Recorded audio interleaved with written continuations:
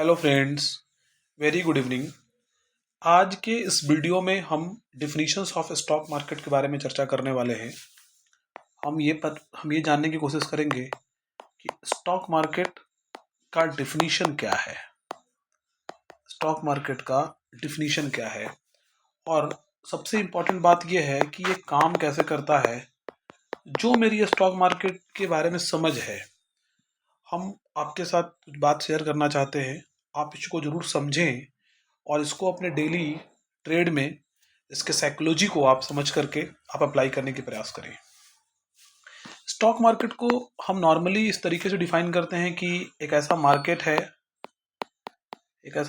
है जहाँ पे क्या होता है, जहाँ पे पीपल्स जो होते हैं, लोग होते हैं, वो बाई बाई और सेल का काम करते हैं। मतलब एक ऐसा मार्केट जहाँ पे लोग आते हैं और क्या करते हैं, किसी इंटिटीज को बाई करते हैं और किसी इंटिटी को सेल करते हैं, है ना। अब वो इंटिटीज क्या है सर? वो इंटिटीज कुछ भी हो सकता है। आप हमारे लोकल मार्केट्स में अगर हम बात करें तो वो आलू, गोभी, मटर कुछ भी हो सकता है। अगर हम स्टॉक मार्केट की बात करें तो उसका मतलब होता है, हम बाई और सेल किसका कर रहे हैं बताइए? कंपनी के शेयर्स का हम बाई और सेलिंग कर रहे हैं।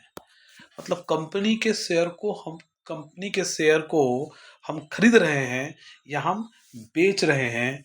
इसी को बेसिकली हम लोग क्या बोलते हैं? स्टॉक मार्केट बोलते हैं।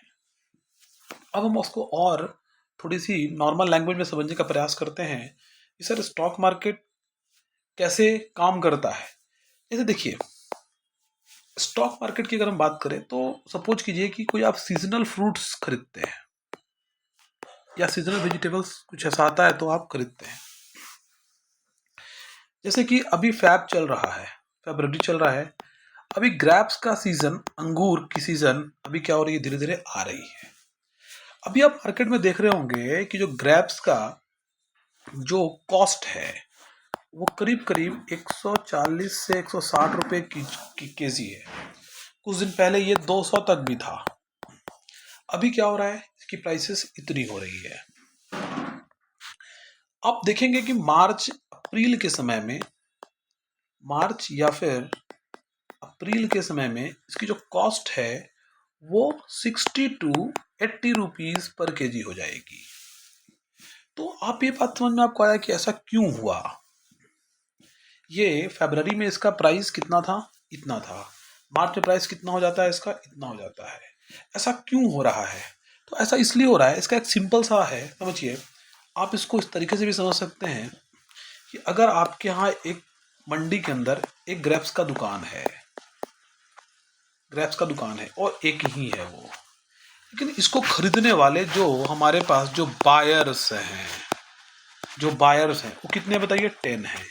मतलब बेचने वाला एक, खरीदने वाला 10। तो डेफिनेटली जो सेलर होगा वो ये प्रयास करेगा कि हम ज़्यादा से ज़्यादा दामों में सेल करें, तभी तो इसको प्रॉफिट होगा ना। तो यही बात है यहाँ पे कि अगर यहाँ पे आपको बायर्स की संख्या इंक्रीज होती हुई दिख रही है सेलर से, तो प्राइस डेफिनेटली इंक्रीज करेगा। प्राइस क्या होगा इसका? बढ़ेगा। इसको काउंटर कंट्रोल, इसको उल्टा देखते हैं कि अगर ग्रैप्स की दुकान यहाँ पे 10 है, आपको ये ऐसे बाजार में घुस गए जहाँ पे 10 ग्रैप्स की दुकान है। कितनी दुकान है भाई? 10 ग्रैप्स की दुकान है। और वहां पे जो बायर्स की संख्या है वो सिर्फ 2 है। 20 बेचने वाला है और बायर्स कितना यहाँ पे? 2 है। मतलब यहाँ पे जो सेलर है वो क्या है बताइए? वो बायर से क्या है? ज्यादा है। जब सेलर ज्यादा हो जाता है तो प्राइस ऑटोमेटिकली डिक्रीज करता है। आप देखते हैं भारत में कभी कभी टमाटर का दाम 100 रुपए किलो हो जाता है। क्यों? क्योंकि उसमें प्रोडक्शन थोड़ी कम हो जाती है, डिमांड उतना ही रहती है। कभी देखते हैं कि वो 2 रुपए किलो ही मिलता है मार्केट में। क्यों? क्योंकि प्रोडक्शन बहुत ज्यादा बढ़ जाता है। तो अगर हम एडवांस लेवल पे बात करेंगे ना, तो वहाँ पे आपको हम चार्ट पे डिमांड एंड सप्लाई जोन बनाना भी सिखाएंगे। ये पूरी दुनिया डिमांड और सप्लाई पे चल रही है, ठीक है, पूरी दुनिया डिमांड एंड सप्लाई पे ही चल रही है। तो यहाँ पे चार्ट पे भी हम डिमांड एंड सप्लाई जोन बनाते हैं, और ये हम बाद में चर्चा करेंगे। तो अभी बेसिक ऑफ स्टॉक मार्केट्स में जो हम बातें कर रहे हैं वो इसी बात को कर रहे हैं कि जब कभी बायर्स की संख्या बढ़ेगी सेलर से, तो प्राइस हमेशा इंक्रीज करेगा। और अगर सेलर की संख्या बढ़ेगी, मतलब बेचने वाला ज्यादा है, सप्लाई ज्यादा है, तो डिमांड क्या हो जाएगा उसका, कुछ भी हो डिमांड, लेकिन सप्लाई अगर ज्यादा है और डिमांड अगर वही का वही है, तो प्राइस के अंदर क्या आएगी, गिरावट आएगी। ठीक है, अब बहुत सारे फैक्टर्स हैं प्राइस बढ़ने के, प्राइस घटने के। डिमांड को क्या क्या इफेक्ट करता है, डिमांड को क्या क्या इफेक्ट करता है, ये बात भी बहुत इंपॉर्टेंट हमारे लिए। तो डिमांड को बहुत सारी चीज इसमें करते हैं। ग्लोबली लेवल पे हम इसके न्यूज़ को भी थोड़ा सा हम देखते हैं, है ना। हम अपने अपने कंट्री के प्रोडक्शंस को भी देखते हैं, ठीक है। तो ये सारे चीज को हम देख करके हम लोग डिमांड और सप्लाई के बारे में पता कर सकते हैं, और फिर हम स्टॉक में ट्रेडिंग कर सकते हैं, ठीक है। अब देखिए यहाँ पे एक बात तो ये हो गया कि हमने यहाँ पे बायर्स, जैसा कि मैंने बताया आपको कि बायर्स अगर बढ़ेगा तो प्राइस बढ़ेगा, सेलर अगर बढ़ेगा तो प्राइस घटेगा, ठीक है। देखिए कुछ लोग इस बात को जान रहे हैं, कुछ लोग इस बात को जान रहे हैं कि ऐसा होगा। बायर्स को बढ़ता हुआ अगर आपको डेटा या चार्ट पे, अगर आपको चार्ट के बारे में भी लोग चर्चा करेंगे, कैंडल स्टिक को भी बिल्कुल डिटेल में स्टडी करने वाले हैं। बायर्स जब आपको बढ़ता हुआ दिख रहा है डेटा के हिसाब से, तो प्राइस आपको पक्का बढ़ता हुआ दिखेगा। अगर आपको सेलर बढ़ता हुआ दिख रहा है तो प्राइस हमेशा आपको घटता हुआ दिखेगा, ठीक है। जनरली जनरली आपको ये लोग जो समझते हैं, ये लोग जो समझते हैं वो एक कैटेगरी के लोग होते हैं, और डेफिनेटली जो इस बात को नहीं समझेंगे वो दूसरे कैटेगरी के लोग होंगे। तो मेरा जो मेन मानना ये है कि जब हमको ये पता चल जाता है कि किसी भी कंपनी के शेयर का जो प्राइस ऑफ एक्शन क्या होगा, अगर हमको मुझे ये समझ आ जाती है, तो फिर हम वहां पे कभी गलती नहीं करते हैं, हम कभी गलती नहीं करते हैं। और जिसको प्राइस एक्शन समझ नहीं आता है, डेफिनेटली वहां पे गलती करेगा। तो इसीलिए आप कभी भी सुबह सुबह अगर आप ऐप खोलते होंगे तो यू विल फाइंड कि 90 to 95% या 93% पैसा यहाँ पे लॉस कर रहे हैं, और 7% कौन हो रहे हैं बताइए, वो गेन कर रहा है। तो ये जो लॉस कर रहे हैं पैसा और ये जो गेन कर रहे हैं पैसा, जो पैसा गेन कर रहा है इसका मतलब ऐसा तो नहीं गवर्नमेंट उसकी प्राइस बढ़ा दे रही है, ऐसा तो कुछ नहीं हो रहा है। ये जो पैसा लॉस कर रहे हैं वही पैसा इनको मिल रहा है, जो प्रॉफिटेबल ट्रेडर है उनको मिल रहा है। मतलब कि हम, अगर मुझे कोई डिफाइन करने के लिए बोलेगा शेयर मार्केट को, तो हम नॉर्मली इस तरीके से डिफाइन करेंगे कि शेयर मार्केट एक ऐसा प्लेटफॉर्म है, एक ऐसा प्लेटफॉर्म है जहां पे money transfer takes place, money का ट्रांसफर होता है, money transfer takes place from from फुलिस। और फुलिस कहने का मतलब यहाँ पे क्या है, अननोन पर्सन, जिसको ट्रेडिंग के बारे में कुछ नहीं पता है, trading to intelligent person, intelligent person. जब कभी आपको हम ऑपरेटर के बारे में समझेंगे, जब हम रिटेलर के बारे में स्टडी करेंगे, तो आपको ये चीज़ें और क्लियर होंगी कि रिटेलर हमेशा फुलिस क्यों बन जाता है और ऑपरेटर हमेशा इंटेलिजेंट क्यों बन जाता है। ऑपरेटर हमसे और आपसे पैसा चुरा के भाग जाता है और हम लोग आसानी से उसको पैसा दे देते हैं। हम ये प्रयास करेंगे आपको बताने का, हम ये कोशिश करेंगे आपको समझाने का कि आप बिल्कुल ऑपरेटर के हाथ को पकड़े रहें। आप ऑपरेटर के हाथ को कैसे पकड़े, ऑपरेटर के गतिविधियों पे कैसे नज़र रखें, तो फिर आप शेयर मार्केट में कभी लॉस नहीं करेंगे, ठीक है। ओवरऑल आप प्रॉफिट नहीं रहेंगे, ठीक है। तो बेसिकली ये कुछ भी नहीं है, ये जो नॉर्मल, जो हम लोग जिस तरीके से मार्केट में काम करते हैं उसी तरीके से हमारा क्या है, ये भी काम करता है, ठीक है। अब हम लोग क्यों करें, Y stock market, Y stock market, हम ये काम क्यों करें, हम ये काम क्यों करें? हम ये काम इसलिए करें, सबसे पहला बात तो है कि हम इसलिए करें तो कि हमारा कुछ आर्थिक, मेरा कुछ आर्थिक विकास हो, ठीक है ना, हम कुछ आर्थिक रूप से संपन्न हो, ठीक है ना, सबको पैसा की आवश्यकता होती है। दूसरा क्या है कि मुझे कुछ फ्यूचर प्लानिंग अगर मेरे पास है तो हम वेल्थ क्रिएशन के पॉइंट ऑफ व्यू से भी कर सकते हैं, या इसको हम लोग इन्वेस्टिंग भी बोल सकते हैं। आप सुनते होंगे कोई कोई आदमी, जैसे मेरे पास सुजलॉन 7 रुपये का बाइंग है, मैंने उसको नहीं बेचा है, मेरे पास वो अभी भी होल्डिंग है। बहुत सारे स्टॉक जो मेरे पास बहुत कम पैसा पे क्या है, वो होल्डिंग है। तो स्टॉक मार्केट क्यों करना चाहते हैं, इसका कोई जवाब मुझे देने की आवश्यकता नहीं है, आप खुद इसके लिए बहुत मैच्योर हैं, ठीक है ना। अब देखिए एक छोटी सी बात यह है कि फॉर बिगिनर्स,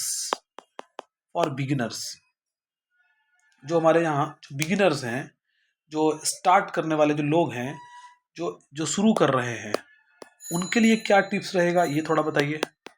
देखिए उनके लिए टिप्स ये रहेगा कि सबसे पहला बात तो ये है कि आपको ट्रेडिंग सीखने के लिए आपको किसी के पास जाने की आवश्यकता नहीं है। आप क्या करें कि आप बिल्कुल मार्केट को एनालाइज करें, है ना, जो भी आपकी समझ है, एनालाइज द मार्केट, आप मार्केट को एनालाइज करें and learn from profit as well as loss. मतलब ऐसा नहीं है कि आपको लॉस ले लिए तो लेके बैठे रहे, प्रॉफिट आ गया चलो पार्टी करते, नहीं। हमको जो प्रॉफिट हो रही है और हमको जो लॉस हो रही है, हम इसको एनालिसिस करें कि हमने क्या किया कि मुझे प्रॉफिट हो गई, हमने क्या किया कि मुझे लॉस हो गई। अगर आप इस चीज़ का डायरी मेंटेन करेंगे तो डेफिनेटली आप आने वाले 6 to 12 मंथ्स में आप एक मिरेकल देखेंगे अपने अंदर। आप जिस जिस स्टॉक को छुएंगे वो स्टॉक ऊपर चला जाएगा। ट्रेडिंग के अंदर कोई भी यहाँ पे 100% स्कोर नहीं करना है, 10th बोर्ड के मैथ्स का एग्जाम नहीं है ये, ठीक है ना। इसमें अगर आपकी 60% भी अगर आपकी अगर एक्यूरेसी है तो ये बहुत ही ज़्यादा बहुत अच्छा माना जाता है, आप बिल्कुल प्रॉफिट में ही निकलेंगे, ओवरऑल आप बिल्कुल प्रॉफिट में ही रहेंगे। दूसरा चीज, एक बात मैं आपको और समझाना चाहता हूँ, मनी स्टक प्रॉब्लम।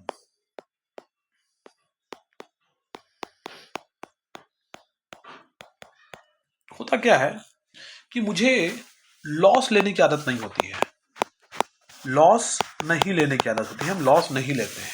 हम क्या करते हैं कि कोई स्टॉक को सपोज कीजिए कि मेरे पास कोई एनएलसी का शेयर है, एनएलसी का शेयर हमने खरीदा 265 रुपया पे।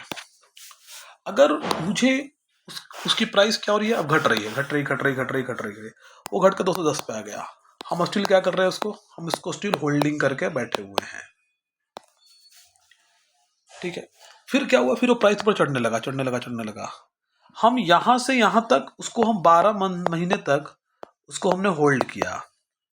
लेकिन जब वो प्राइस यहां से यहां गया और मुझे 500 1000 रुपए की प्रॉफिट दिखी, मैं क्या किया उसको, मैं निकल लिया वहां से, सिर्फ 1000 रुपए के प्रॉफिट पे। ये गलत है। आप लॉस को जब 12 महीने तक सह सकते हैं तो प्रॉफिट वो 12 महीने तक नहीं सह सकते हैं क्या? और नहीं सह सकते अगर हैं तो सहना सीखिए, और नहीं तो फिर ट्रेडिंग आपके लिए नहीं है, ठीक है। दूसरी चीज, हम ये व्यवस्था आने ही नहीं देंगे। क्यों नहीं आने देंगे? देखिए इसके लिए क्या करना है, हम इसलिए नहीं आने देंगे कि अगर आपको लग रहा है कि मेरा मनी स्टक हो गया है, मनी स्टक हो गया है और आपका पैसा फंस चुका है, पैसा आपका फंस गया है उसमें, तो आप क्या करिएगा, आप कुछ नहीं करिए, वहां पे क्या करिए, एग्जिट विथ स्टॉप विथ क्या लॉस, आप क्या कीजिए, लॉस के साथ एग्जिट कर लीजिए। क्योंकि लॉस के साथ एग्जिट करेंगे तो आपके पास जो रेस्ट मनी होगा, जो रेस्ट मनी होगा, इसे फिर से आप क्या कर सकते हैं बताइए, आप प्रॉफिट कमा सकते हैं। लेकिन अगर आप लॉस में एग्जिट नहीं करते हैं तो पैसा आपका क्या हो जाएगा, स्टक हो जाएगा। तो कंक्लूसिवली हम कंक्लूसिवली की बात को देखेंगे कि बिगिनर्स को स्मॉल यूनिट से ट्रेडिंग स्टार्ट करना चाहिए, स्मॉल यूनिट्स ट्रेड्स बिल्कुल करना चाहिए। Learn from profit and loss, ठीक है ना। Analyse chart at least 3 hours in live market। ठीक है, स्मॉल अमाउंट से ट्रेड करिए, प्रॉफिट लॉस दोनों से सीखिए कि हमने क्या किया, डायरी मेंटेन कीजिए। चार्ट को आप कम से कम 3 घंटा लाइव मार्केट में देखिए, प्रयास कीजिए। और जो सबसे इंपॉर्टेंट चीज जो मैंने आपको बताने का प्रयास कर रहा हूं कि exit with loss, exit with loss, do not hold loss much. बहुत देर तक पैसा को लॉस में नहीं करना है, पैसा को स्टक नहीं करना है। पैसा स्टक करेगा तो फिर आप ट्रेडिंग करने के लायक रहेंगे ही नहीं, फिर आप बैठ के सिर्फ मुंह देखेंगे, कुछ नहीं करेंगे। ठीक है ना, पैसा लगा के सीखना और देख के सीखने में 1000 गुने का अंतर है। 1000 गुने का अंतर है। पैसा लगा के सीखेंगे वही आपका ट्रेडिंग कॉस्ट होगा, किसी को पैसा 1 रुपया देने की जरूरत नहीं है। ठीक है ना, होपफुली आपको मेरा वीडियो समझ में आया होगा। अगर आपको ये वीडियो बिल्कुल अच्छा लग रहा है तो अपने दोस्तों के साथ जरूर शेयर करिए। ठीक है ना, बाकी हम लोग ऑपरेटर्स के बारे में हम लोग अगले वीडियो में बात करेंगे। Thank you.